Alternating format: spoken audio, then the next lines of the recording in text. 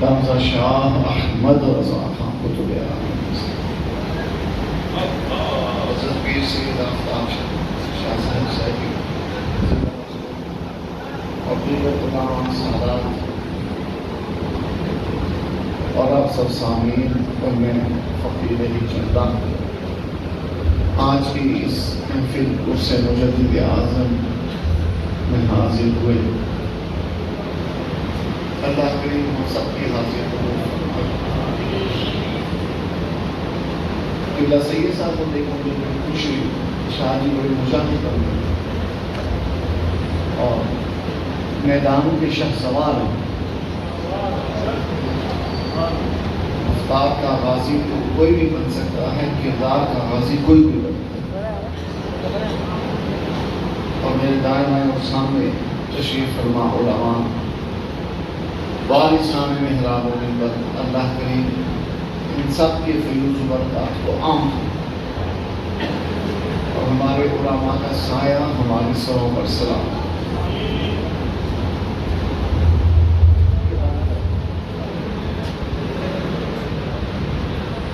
اور یہ چہل پہل یہ بھی ضرورت ہو اور یہ دروازے کا شور بھی کریں, نہ کوئی آوازیں لگائیں نہ کوئی آئے جائیں. انتظامیہ کے چکر میں مفت کا شور مچا ہوتا ہے. مسجد خانہ خدا میں تو ویسے ہی ذکر کی محفل سجے. ذکر سے مراد اللہ اللہ کرنا بھی ہے اور ذکر سے مراد حضور کا میلاد پاک کرنا, اولیاء کرام کے مناقب بیان کرنا, یہ بھی شامل ہے ذکر میں. تو جب ذکر کی محفل ہو تو اللہ ہمہ گوش بیٹھے.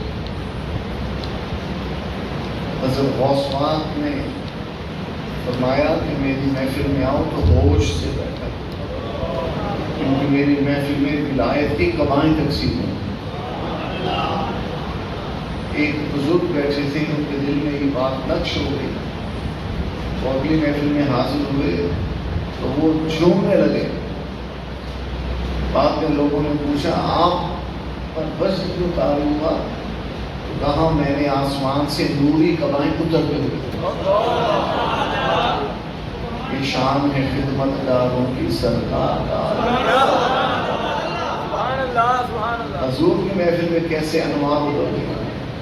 یہ غوث پاک کی محفل ہے تو یہ شان ہے, تو حضور کی محفل کا فرق. اور ہم لوگ جو بزرگوں کے نام کی محفلیں سجاتے ہیں, ان محفلوں کا ان محفلوں سے ایسے ہی رابطہ ہوتا ہے جیسے زنجیر کی کڑیوں کا آپس میں رابطہ. اس لیے سیدی اعلیٰ حضرت امام اہل سنت امام احمد رضا آج جن کا ہم عرس منا رہے ہیں, آپ اپنے فارسی کلام میں نعت میں لکھتے ہیں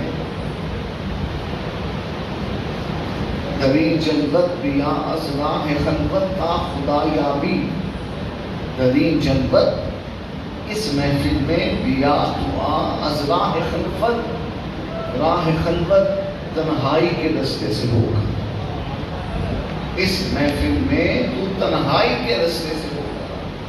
تنہائی کا رستہ کیا کہ کسی کونے خدرے میں بیٹھ کر تہجد کے وقت لوگوں کی نگاہوں سے چھپ کر اللہ اللہ کیا کر, تو پھر محفل میلاد سجایا کر.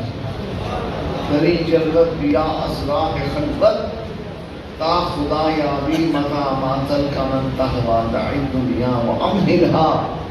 متا ماتل کا من تہوا دعی دنیا و امہلہا. کہتے ہیں جب تجھے تیرے محبوب کی طلب ہونا پھر دنیا کو چھوڑ کر اپنے محبوب کی یاد میں گم ہو جایا. سید اعلیٰ حضرت امام اہل سنت مجدد دلیل و ملت امام احمد رضا رحمۃ اللہ تعالی علیہ, آپ حضور نبی پاک صلی اللہ علیہ وسلم کی امت کے اولیاء میں مجددین میں وارثان محراب و منبر میں وہ مرتبہ اور مقام رکھتے ہیں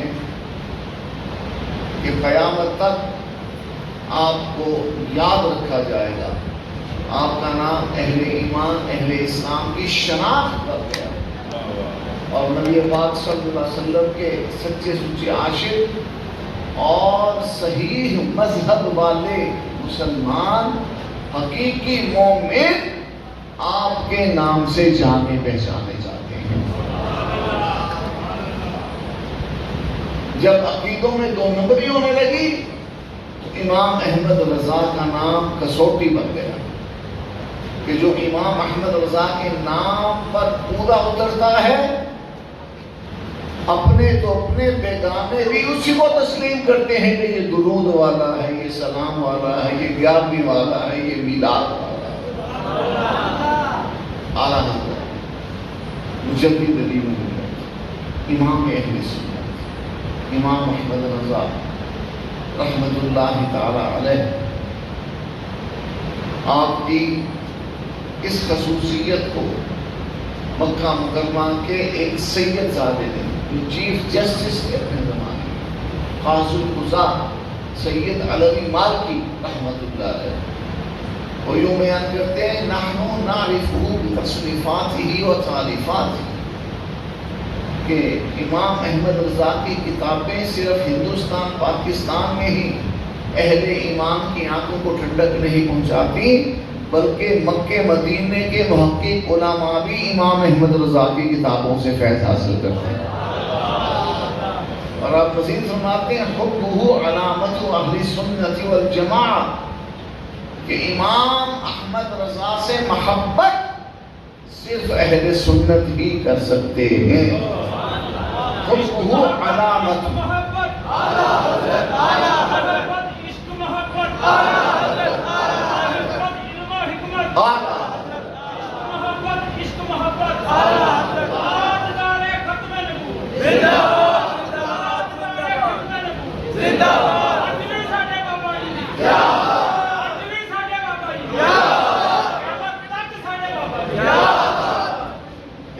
بابا جی کا نام لگایا، بابا جی قبلہ خادم حسین غزنوی امیر المجاہدین رحمۃ اللہ، آپ فرمایا کرتے تھے کہ اعلیٰ حضرت وہ قندھاری پٹھان ہے جس نے حضور کی عزت و ناموس پر پوری دنیا سے لڑائی لڑی، حضور کی عزت و ناموس کے خاطر پوری دنیا سے لڑائی لڑی۔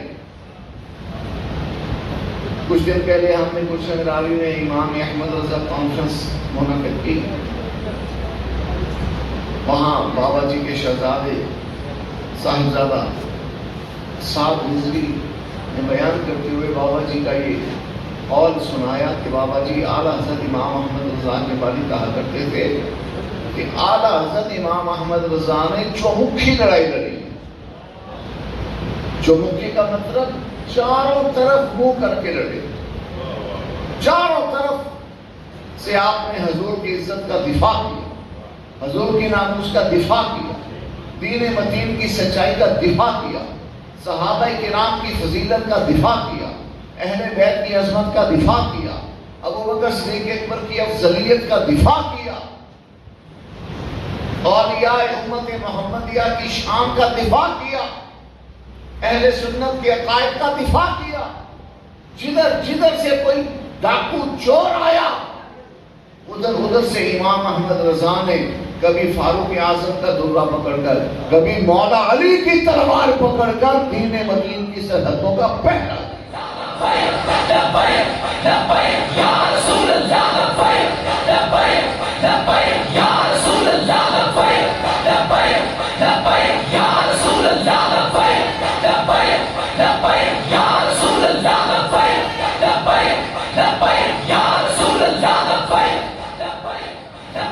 بابا جی نے اس کی وضاحت کی، تو میں چومکھی لڑائی یہ بھی صدیق اکبر نے لڑ کر دکھایا۔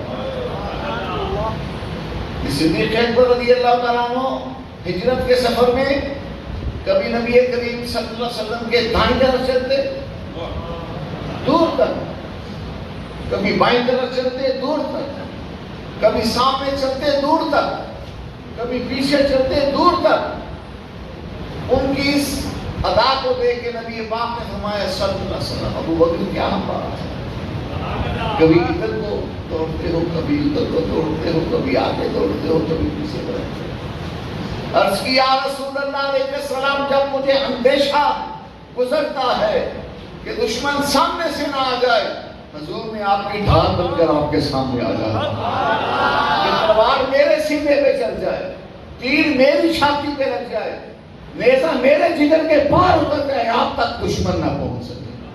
حضور جب یہ اندیشہ دل کو دامنگیر ہوتا ہے کہ دشمن دائیں طرف سے نہ آ جائے، میں دائیں طرف آ جائے، جب یہ فکر دامنگیر ہوتی ہے دشمن ادھر سے نہ آ جائے یا دشمن پیچھے سے نہ آ جائے، حضور میں ادھر سے نہ جاتا۔ صدیق اکبر نے بتا دیا کہ ناموس رسالت کا تحفظ اس طرح ہوتا ہے، اپنی مرضی سے، اپنے شوق سے، وقت کے مطابق حضور کی عزت پہ پہرا نہیں دیا جاتا۔ اگر بلال کی طرح کوڑے کھانے پڑے تو کھائے جائیں گے، اگر خبیب کی طرح سولی چڑھنا پڑے تو چڑھا جائے گا، صدیق اکبر کی طرح مارے کھانی پڑے تو کھانی پڑے گی، علی کی طرح حسن حسین جیسے نگینے بھی پیش کرنے پڑے تو کرنے پڑیں گے۔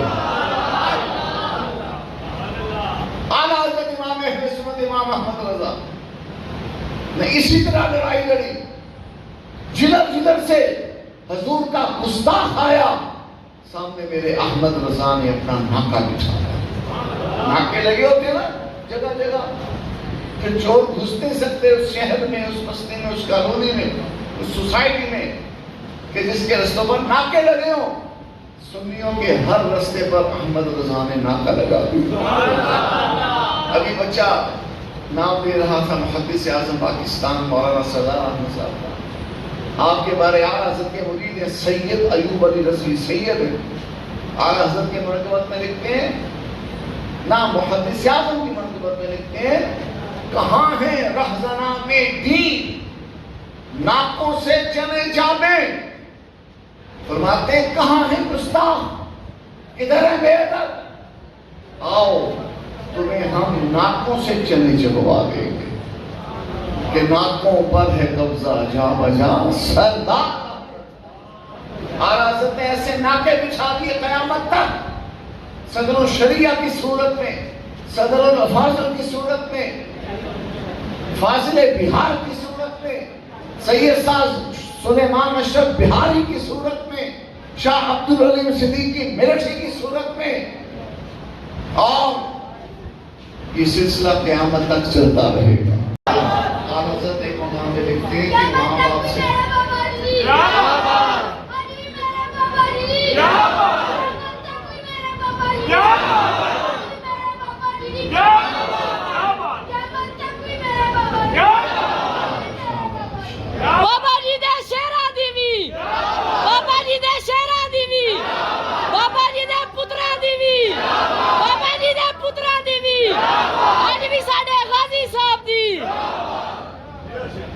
اعلیٰ حضرت رحمۃ اللہ علیہ نے مقام میں لکھا کہ ماں باپ سے افضل استاد ہے، کیونکہ ماں باپ سے وجود ملا، استاد سے روح ملا۔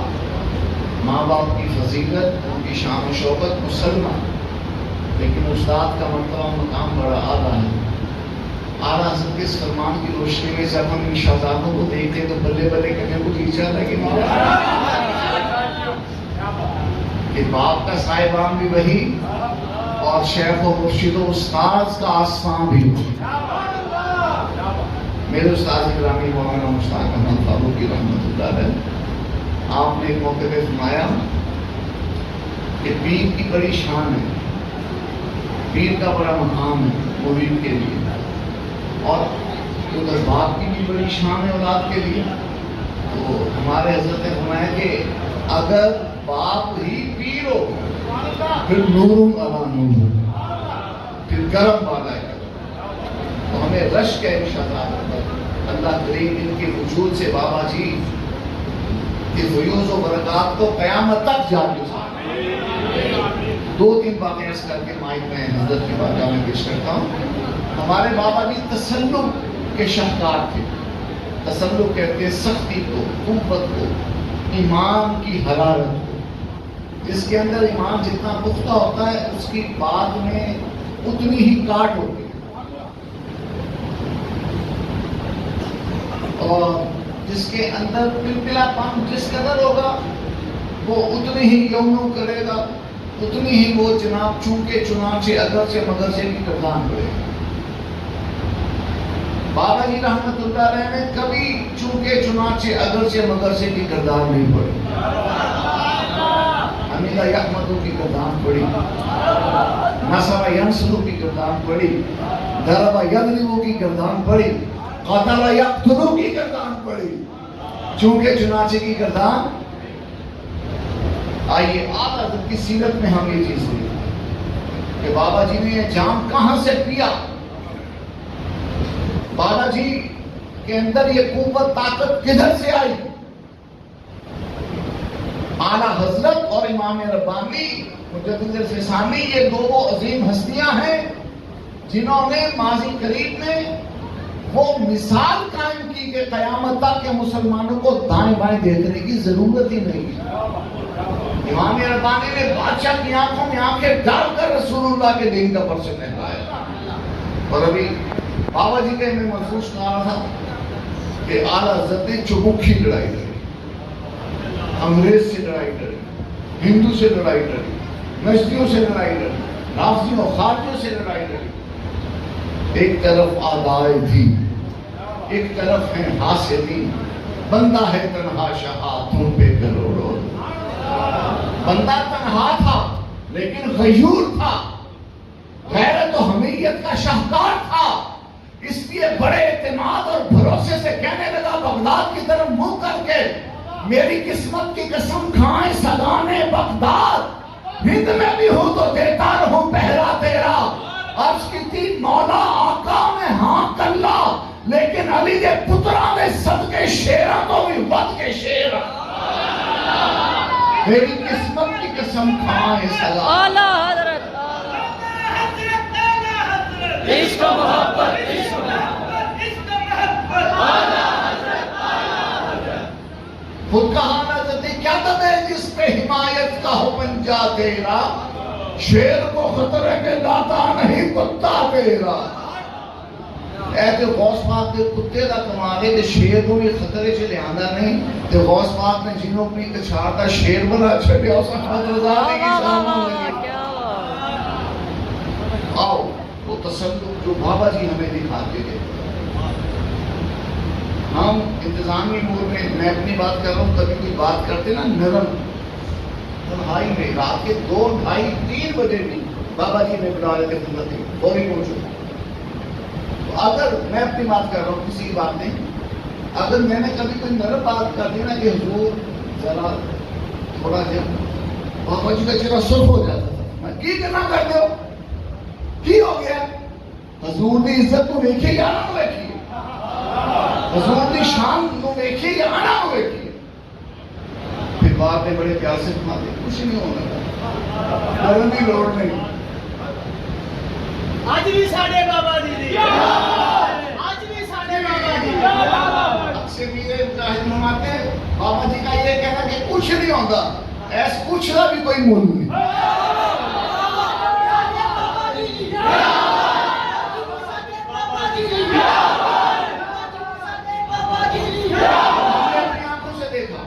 ایک موقع پہ حاجی صاحب رحمت اللہ علیہ کی رہائی کی تحریک میں ایک بہت بڑی کال بابا جی نے ارشاد فرما دی، بڑا پریشر، بڑا دباؤ اوپر سے لے کر نیچے تک ٹیڑھی چھٹی کا زور لگایا جا رہا تھا کہ یہ ریلی نہ نکلے۔ تو مذاکرات کی اس ٹیم میں بابا جی نے مجھے نمایاں فرما دیا، مجھے آگے کر دیا۔ تو جناب بلا مبالغہ 22 گھنٹے میں مذاکرات، 2-3 دن بڑے پریشر کے تھے۔ اب چونکہ میں وہ آگے بات کر رہا تھا تو آخر میں بابا جی نے حیدری جھنڈا لہرا دیا، جس کا مطلب یہ تھا تھوڑے پیو دا ملک ہے، جس میں لے چاہوں گے جتوں چاہوں گے ریلی کرتا گے۔ بابا جی نے ریلی کر سے نہیں، اب میں عہدے بھی بتاؤں گا، عہدے بتاؤں آپ پریشان ہو جاؤ گے، کن کن عہدے داروں نے مجھے گھومنا ہے اوپر سے کھلے دھمکیاں میں اس کو غلام شاہ نا تیرا اتنے لکھا ہے کہ پڑھنا سی تینوں نپنا سی تینوں 4-5 مہینے فون سنے میں نے کہا جاؤ تو ہمیں میرے فون ہی بند کر دیا تو میں چلتا چلتا ہے بابا جی کی گاڑی میں بیٹھ گیا میں کہا حضور ہے سرود آگے بابا جی نے مجھے خوشبودار الائچی کے کچھ دانے تھا خیر صاحب بابا جی کی خدمت میں الائچی پیش کیا کرتے تھے مجھے خوشبودار الائچی دی میں لو پیرو میں نے منہ میں ڈالی الائچی کی خوشبو تو بعد میں چڑھی بابا جی کے اس جملے نے خوشبودار کر دیا میں پیرو ڈرنا نہیں کچھ نہیں ہوں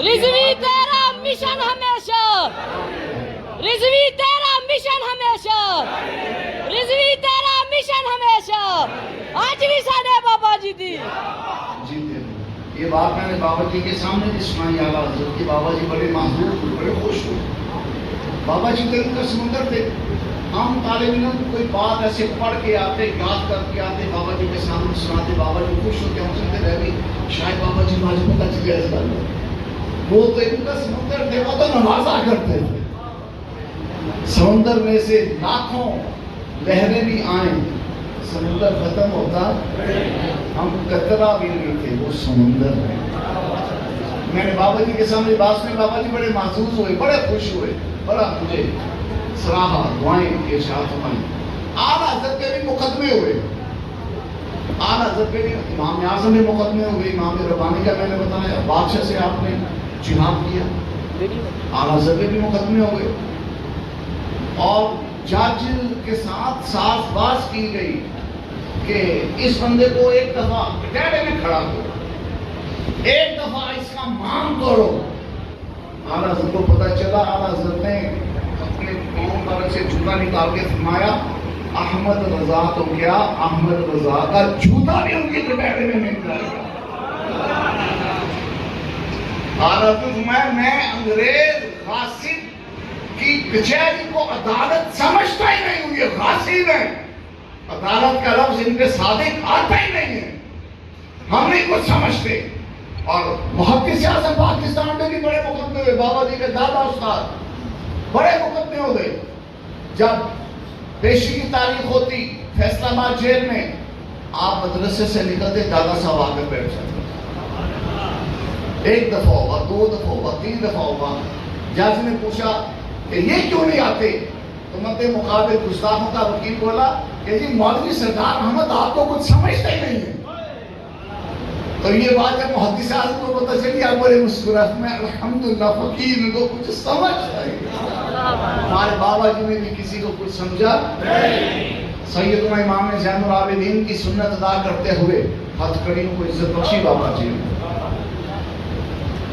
یہ سنت زین العابدین تھی جو آپ نے ادا کرنا تھی یہ سنت امام اعظم ابو حنیفہ تھی جو ادا کرنا تھی یہ سنت امام احمد بن حنبل تھی جو ادا کرنا تھی یہ سنت امام ربانی تھی جو ادا کرنا تھی ورنہ میرے بابا جی کو رب نے جو روحانی طاقت دی تھی بابا جی ان کا سارا سسٹم الٹا کے رکھ سکتے تھے اللہ کی قسم اللہ کی قسم ولی کی طاقت کا کسی کو اندازہ نہیں ہے میں نے تاریخی کتابیں پڑھا ملک شام کی مہمات گئی مکمل فتح نہ ہوئی فاروق اعظم نے لشکر جرار اور طاقتور تیار کیا اور خود ارادہ فرمایا قیادت کرنے کا کہ میں خود جاؤں گا ملک شام پہ حملہ کرنے مولا علی نے کہا نہیں حضور آپ نہیں جائیں گے آپ کے وجود سے کفر پر ایک روب ہے مسلمانوں کا ایک ہیبت ہے آپ نہیں جائیں گے سرکار فاروق اعظم نے فرمایا کیوں علی میں شہادت کیوں نہ پاؤں کہا حضور شہادت تو شرط ہے لیکن اگر آپ شہید ہو گئے نا تو یہ روح یہ دبدبہ یہ حیبت یہ طاقت یہ کچھ ہے آپ یہیں پہ قیام رکھیں مولا علی نے لشکر اسلام سے خطاب کیا فرمایا جاؤ، علی کہتا ہے شام فتح ہوگا، اور اگر فتح نہ ہوئی علی آ کے شام کو الٹ کے رکھ دے گا۔ یہ ہے ولایت کی طاقت۔ اب قیامت تک شام پر جو اسلام کا جھنڈا لہرا رہا ہے، تدبیر فاروق اعظم کی ہے، پیچھے طاقت مولا علی مرتضی شیر خدا کی۔ اعلیٰ حضرت کی بات سنانے چلا تھا، حضرت سید نعیم الدین مراد آبادی، کیا نام کیا؟ صدر الافاضل کنز الایمان پہ جنہوں نے حاشیہ لکھا، اور جلالین شریف کی طرز کا وہ حاشیہ، حضور ایسے جلالین شریف کی طرز کا حاشیہ، علم فلکیات، علم حدیث، علم تفسیر کے امام تھے آپ نے اعلیٰ حضرت کو عرض کیا حضور آپ کی تقریر بھی بڑی شدت والی ہے، تحریر بھی بڑی کاٹ والی ہے، آپ تقریر کرتے ہیں تو سخت تقریر کرتے ہیں، اور کتابیں لکھتے ہیں، فتوے دیتے ہیں تو وہ بھی سخت الفاظ استعمال کرتے ہیں، حضور ذرا نرم گفتگو کیا کیجیے، ایسا نہ ہو کہ نئی نسل آپ کی شدت دیکھ کر آپ کی کتابیں پڑھنے سے محروم رہ جائے۔ اعلیٰ حضرت کی آنکھوں میں آنسو آ گئے، فرمایا سید صاحب شاہ جی میرے ہاتھ میں تلوار نہیں ہے، لیکن جی چاہتا ہے میرے ہاتھ میں تلوار ہوتی، میں حضور کے گستاخوں کے سر کاٹ کے رکھ دیتا، کسی ایک کو بھی زندہ نہ چھوڑتا۔ کیا جی تلوار نہیں ہے، رب نے قلم دیا، میں اس قلم سے ہی تلوار کا کام لے لیتا۔ من سب نبیًا، من سب نبیًا، من سب نبیًا، گستاخ رسول کی ایک ہی سزا۔ یہی سید صاحب ایک دن حدود 300 سے لے کر 500 تک خط روزانہ اعلیٰ حضرت کی ڈال میں آتے تھے، استفتاء، فقہی سوالات، خطوط کھولے جا رہے ہیں، استفتاء سوالات پڑھے جا رہے ہیں۔ ایک خط کھولا شاہ جی نے، سید نعیم الدین مراد آبادی، خط پڑھتے ہی چہرہ سرخ ہو گئے، آنکھوں سے انگارے برسنے لگے، طبیعت غیر ہو گئی۔ شاہ جی خیر ہے کیا ہوا؟ حضور ایک گستاخ بے ادب کا خط ہے، اس نے آپ کو گالیاں دی اور پورا خط گالیوں سے بھرا پڑا، اور نیچے اس نے اپنا نام اور پتہ بھی لکھا ہے، حضور میں اس سے بدلا لوں گا، اس پہ حد تک عزت کا دعویٰ کروں گا، اس حدیث کو گھسیٹوں گا، جوتے ماروں گا، اپنے جذبات کا اظہار کیا۔ اعلیٰ حضرت نے فرمایا شاہ جی مجھے دیجیے ذرا، وہ خط پکڑا ایک طرف رکھ دیا، اندر سے ایک صندوق لے کر آیا شاہ جی یہ پڑھیے، سید صاحب جو بھی خط اٹھائیں پڑھے تو جھومتے چلے گئے، سبحان اللہ، ماشاء اللہ، ماشاء اللہ۔ 2-3 خط پڑھے، اعلیٰ سے نے صندوق کھینچ لیا۔ میں شاہ جی کے بارے کیا خیال ہے؟ عرض کی حضور جی چاہتے ان کو سونے میں تولوں، سونے سے لا دوں، انعامات کی بارش کر دوں، ہر ایک نے آپ کی مدح و ستائش میں کیا کیا قصیدے لکھے ہیں۔ اعلیٰ حضرت میں پہلے کو سونے سے لا دیں پھر اس کو سزا دیں۔ مطلب کیا؟ مطلب کیا؟ مطلب یہ اعلیٰ حضرت کو جو گالی دیتا اعلیٰ حضرت برداشت کرتے، جو اعلیٰ حضرت کی مدح و ستائش کرتا اعلیٰ حضرت چھپا لیتے، اور جب پوچھا کہ حضور ایسا کیوں؟ فرمایا میں اس لیے سخت فتوے دیتا ہوں، سخت تقریریں کرتا ہوں، تلوار کی دھار والی زبان استعمال کرتا ہوں کہ حضور کے جو گستاخ و دشمن بے دین ہیں وہ مجھے گالیاں دیتے رہیں، میرے ماں باپ کو گالیاں دیتے رہیں، جتنی دیر مجھے میرے ماں باپ کو گالیاں دیں گے اتنی دیر حضور کی بارگاہ میں تو زبان بند رکھیں گے نا۔ ہے کسی کا ایسا جذبہ؟ آج کسی کے القا باپ میں سے کوئی ایک رقم کم ہو تو وہ سب پھوڑنے کو دوڑے۔ اعلیٰ حضرت نے ساری زندگی گستاخوں کی گالیاں کھانی، لیکن حضور کی طرف کسی کو زبان چلانے کی اجازت۔ سید اعلیٰ حضرت آپ کے علمی کمالات میں سے ایک بات کر کے ماہی پہ حضرت کی بارگاہ میں پیش کرتا ہوں۔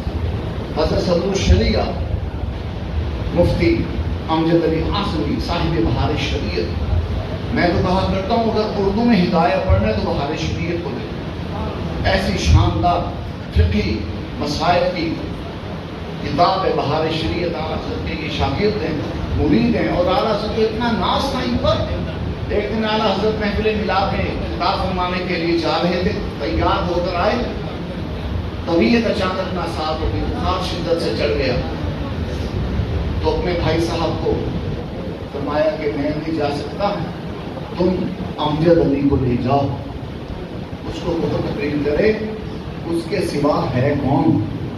اتنی بڑی بات ہے اعلیٰ حضرت فرما رہے۔ پھر ایک مقام پہ اعلیٰ حضرت خطاب فرما رہے تھے کہ سر میں شدت کا درد اٹھا اور بہت زیادہ درد اٹھا کہ آپ کو خطاب روکنا پڑا۔ آپ نے خطاب روکا اور صدر الشریعہ سے کہا امجد علی تم بیان کرو، تم خطاب کرو۔ اس کی حضور میں کیا بیان کروں؟ فرمایا جہاں سے میں نے چھوڑا ہے وہیں سے لے کے آ گئے۔ یہ ہے صدر الشریعہ، اتنا نام۔ اور اعلیٰ حضرت کے بارے فرمایا کرتے تھے فقہ جس کا نام ہے، فقہ جس کا نام ہے وہ آپ امجد علی میں پائیے گا۔ اور اعلیٰ حضرت نے اپنے فرمایا شریعت اسلامیہ کے مطابق مجھے اللہ اور اس کے رسول کی بارگاہ سے جو اختیار ملا ہے، اس اختیار کو گروہ کار لاتے ہوئے میں مصطفیٰ رضا کو اور امجد علی کو قضات اور افطار کا منصب سونپتا ہوں۔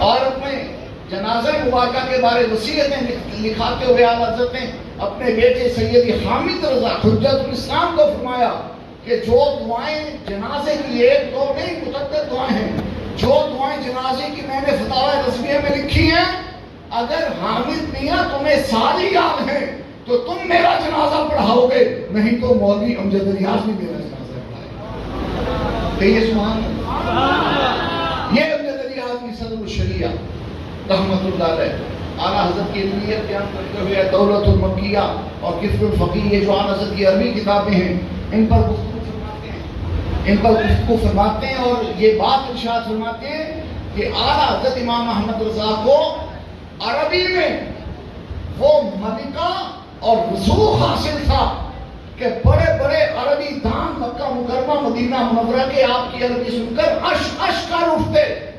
اور صدر الشریعہ فرماتے ہیں کہ اعلیٰ حضرت عربی میں کلام کر رہے ہوں، سامنے پردہ ڈال دیا جائے تو چوٹی کے عربی محقق علماء جو ہیں، عربی ادب کے محقق علماء، عربی النسل علماء، وہ بھی نہیں پہچان پائیں گے کہ یہ کوئی ہندی عجمی بول رہا ہے یا کوئی فقیہ عربی بول رہا ہے۔ اور صدر الشریعہ نے لکھا کہ ایک تو یہ فصیح کتابی عربی جو دور رسالت میں رائج تھی اور اس کے بعد کچھ سال وہ رائج رہی، اعلیٰ حضرت اس میں بھی کامل اور ماہر تھے۔ پھر اس کے بعد جدید مکی اور مدنی عربی اور لہجہ اعلیٰ حضرت اس میں بھی کامل اور ماہر تھے۔ نمبر 3 شام اور مصر کے لہجوں میں بھی ماہر اور کامل تھے۔ سبحان اللہ کہو یار توڑے امام۔ اور مد مقابل ملاؤں کا کیا تھا؟ اعلیٰ حضرت کے شہزادے، اعلیٰ حضرت کے خلیفہ، اعلیٰ حضرت کے خلیفہ مولانا مفتی سید ظفر الدین بہاری رحمۃ اللہ علیہ، صحیح البہاری، حنفی مسائل کی جو معیدات احادیث ہیں ان کا مجموعہ ہے اور یہ تاریخی فقہ کام ہے۔ آپ ایک مناظرے پہ گئے تو نسبی ملا نے کہا کہ مناظرہ عربی بھی ہوگا۔ اعلیٰ حضرت کے خلیفہ تھے، فرمایا مولوی صاحب عوام لوگ بیٹھے ان کو ڈھنگ سے اردو نہیں آتی، عربی کیا سمجھ آئے گی، آپ اردو میں مناظرہ کریں؟ کہا نہیں جی مناظرہ عربی بھی ہوگا، کیونکہ الناسو من فہمن، الناسو من فہمن۔ اب الناس کو عربی بولا، اس الناس میں آگے من فہمن یہ فارسی چھوڑ دیا کہ لوگ سمجھتے ہیں، اس کا مطلب ہے لوگ سمجھتے ہیں۔ آگے بھی اعلیٰ حضرت کا پالا بیٹھا تھا، فرمایا ارے مولوی صاحب سے غلطی ہوئی، یوں نہ کہیے الناس من فہمن، یوں کہیے الناس من سمجھن۔ آپ نے چھوڑ دی اور اسی طرح مناظرہ ابو کلام آزاد کے ساتھ ہونا قرار پایا۔ حجت الاسلام سیدی حامد رضا اعلیٰ حضرت کے بیٹے کا، اعلیٰ حضرت کا مرتبہ اس سے آپ کو سمجھ میں آئے گا۔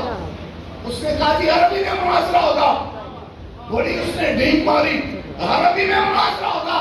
احمد رضا کا بیٹا بولا ہاں عربی میں مناظرہ ہوگا، لیکن ایک شرط ہے۔ جی کیا شرط ہے؟ فرمایا مناظرہ جتنا بھی طویل ہوگا عربی میں، لیکن اس عربی میں ایک بھی لفظ نقطے والا نہیں بولا جائے گا۔ عشق محبت اعلیٰ حضرت اعلیٰ حضرت اعلیٰ حضرت عشق و محبت بات سمجھ آئی؟ اعلیٰ حضرت رحمۃ اللہ تھانوی کے ساتھ اعلیٰ حضرت کا مناظرہ طے پایا، خطوط پہ رجسٹریاں کہیں سائن ہو گئے، دستخط ہو گئے، وکیل مقرر ہو گئے، مراد آباد میں مناظرہ ہوگا، اعلیٰ حضرت چین میں بیٹھے تشریف لے آئے۔ اب اعلیٰ حضرت آئے تو جناب ہزاروں ہزار کا مجمع امڑایا، نجدیوں کی جان پہ قیامت گزر گئی۔ وہ کوتوال بھیا کی طرف بھاگے کہ بھیا بچاؤ، یہ فساد ہو جائے گا، دنگا ہو جائے گا۔ بابا جی کے جلسوں کے بارے میں بھی بھائی بانگ یہ کہتے تھے دنگا ہو جائے گا، فساد ہو جائے گا۔ بابا جی نے کہا 1 کروڑ کا مجمع ہو، ایک پتا درخت کا نہیں ٹوٹتا، دنگا فساد کیسے ہوگا؟ تھانوی بھاگ گیا، نہیں مقابلے میں آیا۔ ایسے ہی حجت اسلام کے مقابلے میں مناظرہ ٹھہرا، تھانوی وہاں سے بھی بھاگا۔ اعلیٰ حضرت نے پہلے کہہ دیا تھا رضا کے سامنے کی تاب، فلک وار اس پہ تیرا ذل ہے یا واخر دعوانا ان الحمد للہ۔